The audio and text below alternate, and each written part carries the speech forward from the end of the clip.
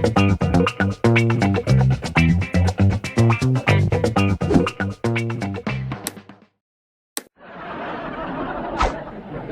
through? Yeah, Uncle Jed?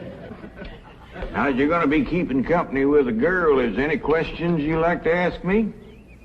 What kind of question? You know, about girls. How much you know about girls? They softer than boys. Yeah, I reckon. Generally speaking. And they shorter and rounder. Yeah? And the hair's longer and it smells sweet when you snuggles up to 'em. Oh, so you've been doing some snuggling, have you? I've done more than that. Yeah, I reckon you better tell me about it. Who was she? Prettiest girl in the hills. Big Mouth Bradshaw. Old Verner's girl. I hear tell she's kind of fast. Is she ever? Uncle Jed, I was walking past the cabin, and Big Mouth, she calls out the window to me. She says, "Howdy, Jethro." She says, "My ma's just made a big batch of cookies. Come on in and have some." And I says, "Sure your ma won't mind?" And she says, "Ma's gone, and so's Pa. I'm here all alone." Well, Uncle Jed, I was in that house before you could wink an eye. Can't say as I blame you. No sooner was I inside, the Big Mouth, she puts a music record on the phonograph machine and commences to sashaying around, a twisting and a turning. Dancing. Yeah, I reckon so. Anyway, she says, "Put your arms around me, Jethro, and I'll teach you the two-step." What'd you say? I says, "Listen, Big Mouth," I says, "here we are all alone. Your ma and your pa gone. And you think that I'm going to waste my time dancing?" I says, "Not me, sister. Bring on them cookies."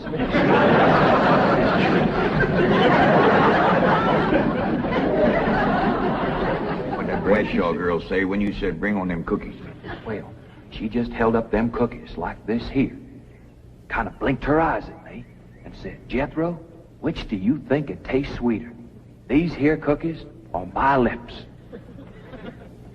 Well, Uncle Jed, right then and there's when I found out she was fast. I grabbed them two cookies, and it took me 2 miles to outrun that gal.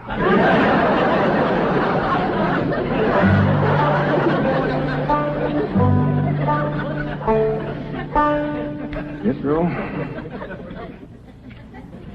on one of these days, you and me's got to have a long talk.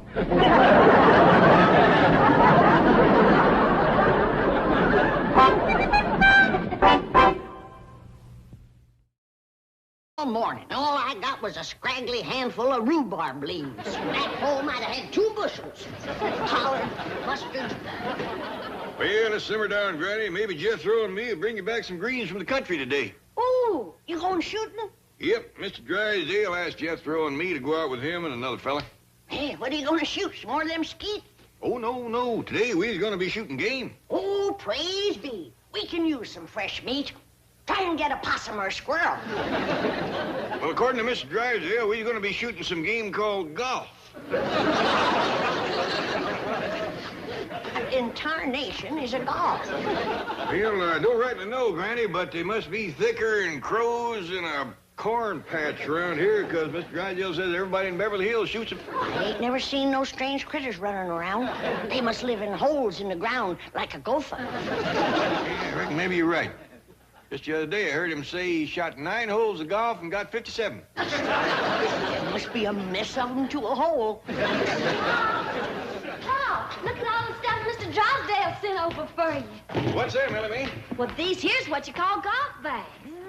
Doggy. Sure is a heap fancier than a gunny sack for toting game. Something, Jed. Them golfs must be about gopher size. If Mr. Drysdale can get 57 of them in one of these. Golfs ain't nothing like gophers, Granny. Them things can fly. Fly? Golfs? Yes, sir, Uncle Jed. Mr. Drysdale said the fellow we're shooting with today, what's his name again, Ellie? Oh, Mr. Durocher. Mr. Leo Durocher. Yeah, well, anyway, he got 4 birdies yesterday. Golfs must be mighty funny-looking critters. Fly like a bird and live in the ground like a gopher. Mr. DeRocher knows how to get them rascals. He shot 32. He just ain't in it with Mr. Drysdale. He shot 57. Well, the only thing I know is that them rascals is sure hard to kill. After you shoot them, you gotta club them. The dickens, you say? Why, Granny? The big boxes are just full of golf clubs. Look at this, Uncle Jed. That's a wicked-looking knob on this club. You could brain a bear with that. You think that one's wicked? Look at this one. That knob is solid iron. Oh, here's something else Mr. Drysdale sent over to us. He said we're supposed to wear these things when we shoots golfs. All right, doggies, Jethro, them golfs must be the toughest little critters there is. First you shoot them, then you club them, then you stomp them with spikes. That ain't all. Miss Jane says to me, she says, when your pa and Jethro go out to shoot, tell them to watch out for the traps. Traps, too? Ooh, I can't wait to tangle with one of them golfs. Pure scrappiness.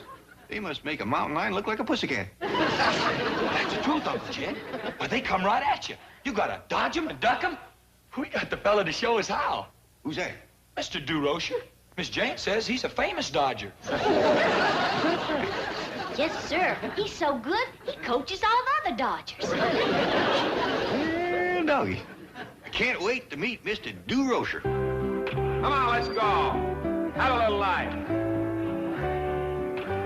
I want to talk to you, kid. Let me ask you something. Why don't you sign with it? Only one bad thing about putting you still here, Granny. What's that? Drysdale place is downwind. The smell of your corn liquor brewing is going to drive poor Miss Drysdale right out of her mind. She's a drinking woman.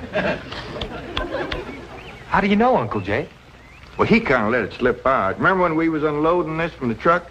Yeah? He says to me, what's that? I said, that's a still for making corn liquor. He turned kind of white and trembly, and he says, oh, please don't ever let my wife see that. I reckon she just can't leave the stuff alone. Some folks like that. Terrible. Come to think of it, that's how come she's in Boston. What kind of drinker? Yeah. Miss Hathaway says she goes all over every place looking to get cured. Them city cure's no good. The minute you go to taking it away from them, they want it all the more. I could cure Mrs. Drysdale of her drinking in 2 days. How, Granny? I just telling her she could have all she wanted. When they find out you don't care if they drink, they don't care to drink. That sure would be a blessing. My, ain't she pretty? Yeah. But, Ellie, you're showing too much bare hop. Well, that ain't her fault, Granny. She just got the dress on backwards. Ellie, honey, put it on the other way around. All right. Hold it. Hold on. The world kind of a dress is that? Well, Miss Hathaway says a California sundress. Wouldn't let no son of mine wear it. Daughter neither. Granny, you'd best get her into something decent whilst I talk to Mr. Drysdale. Uncle Jay, can I go swimming in the cement pond? Oh, I reckon so, Jethro. But this ain't like the swimming hole back home. You can't go in there without no clothes on. I can't? No, sir. Okay, Uncle Jay.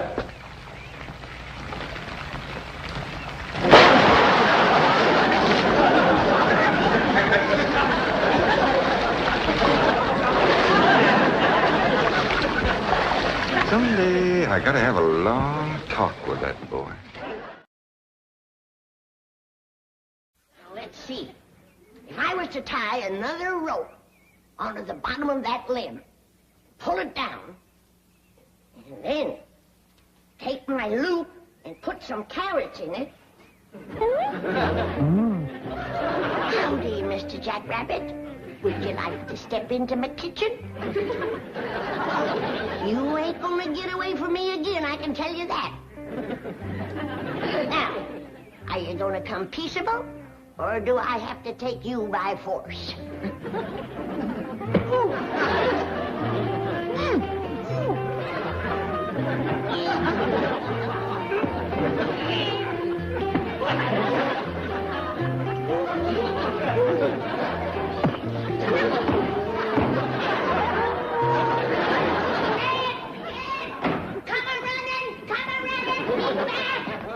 Quieten down, Granny. What's the the matter now? The giant jackrabbit. I had him cornered, but he fist fought me.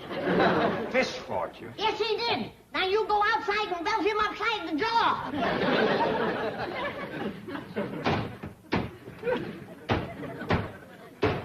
Granny, where are you hiding them jugs?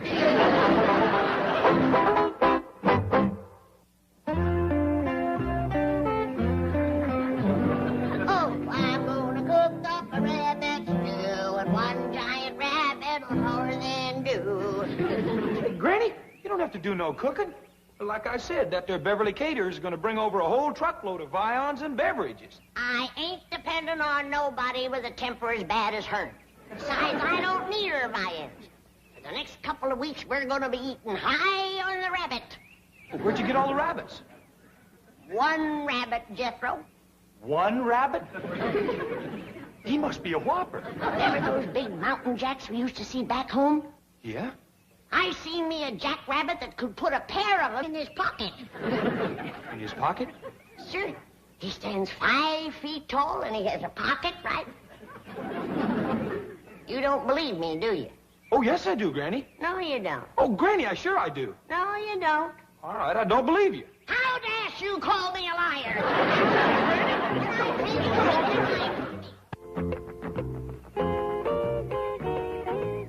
Mr. Tinsman, do I have to face Mr. Clampett all by myself? Yes, you do. You're the one who insulted him on the phone. And you're the one he'll expect an apology from. But he talked like a nut. Miss Billington, a man as rich as Mr. Clampett may talk like an eccentric, but never like a nut. I sure hope he'll forgive me. He'll forgive you. If he's anywhere between 15 and 95, he'll forgive you. I'll take the food round to the kitchen.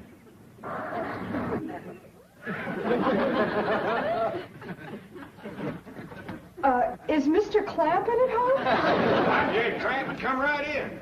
This little fella don't say much, but he's right smart.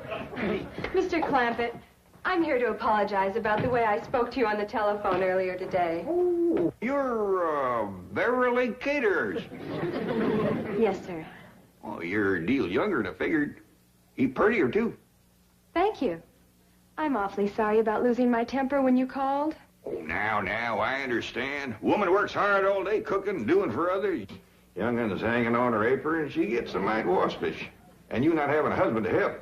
Yes, that's right. I don't have a husband. How many young'uns you got? Young'uns? Helping you with the cooking and fetching over to your place. Oh, help. Well, let's see. 7. 7? Well, you must be from our part of the country. Got started young, didn't you? Well, come on. Granny be wanting to meet you. She's out in the kitchen.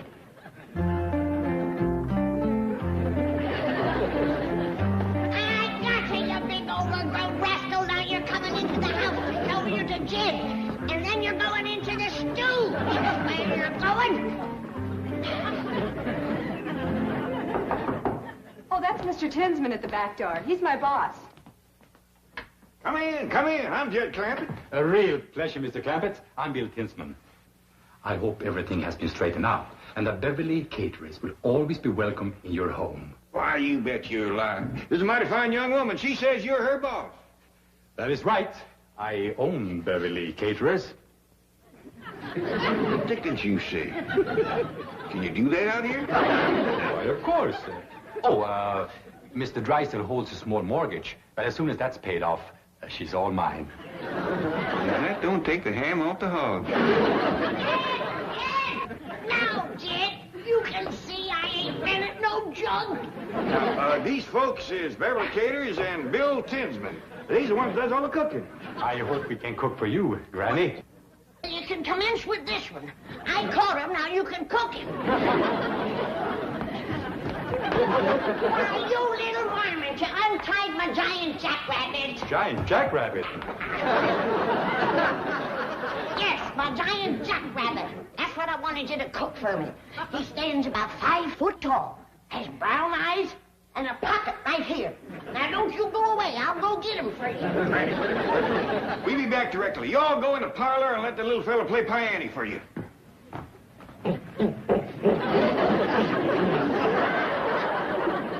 you say eccentric?